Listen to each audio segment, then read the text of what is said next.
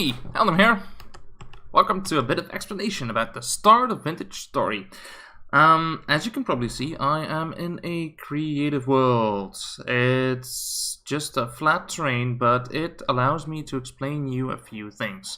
Now, as you might know, the very basic things, I'm going to put my torch here as a reference. Very basic things like W to go forward, S to go backwards, A to strafe left, and D to strafe right. They're just normal. You can use the mouse as a pointer to point where you want to go. It's fine. All right. So a few easy commands. The E is for inventory. And now you can see a creative inventory here. But normally in a single player game, in a regular game, you'll just see your inventory.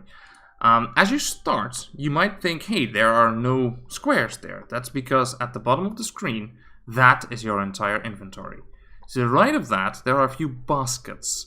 You can craft items in the game, and that'll give you extra blocks of inventory slots.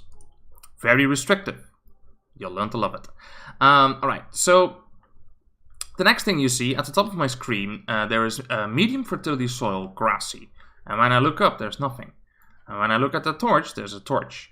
This is the block info thing. If you're annoyed by that, just hit B and you can switch that on or off. See?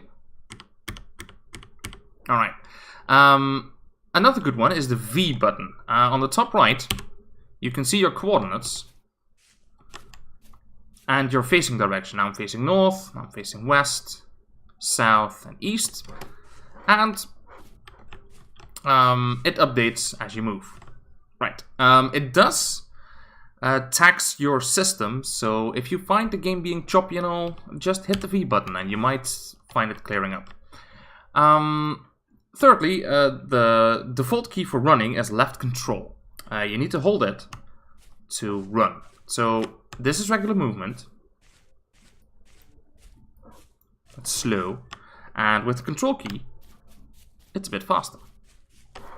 Now, it might be a toggle key later in the future, I don't know for sure, but for now, it is the default run key.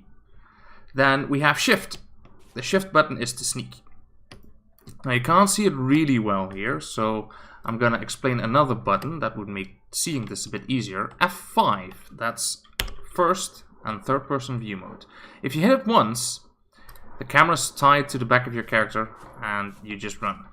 If you hit it twice, you can actually rotate the camera. And now you can see the sneak function as well. Look at it. It's really neat. It's a nice sneak function. It's beautiful. Okay. Pressing F5 again, we'll go back to first person mode. T opens the chat dialog on the left.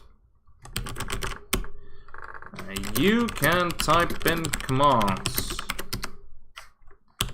and talk to people. You get the gist of it. A quick hit of the tab button hides it. So, yeah. Also, you can see server info, damage logs, that sort of stuff. But the easiest way to see that is opening your inventory or a chest or something. Let's see, chest. Like that one. And then you have the mouse pointer, instead of it being tied to the center of your screen. Then we have the left mouse button. In creative, it breaks stuff. In normal mode, it punches stuff. The right mouse button is used to place stuff and to interact with stuff. So I can add a whole lot of torches, and with left click, I can remove them. Right. Then F4. If you want to take pretty pictures, and this game, look at those god rays. They have a lot of pretty pictures.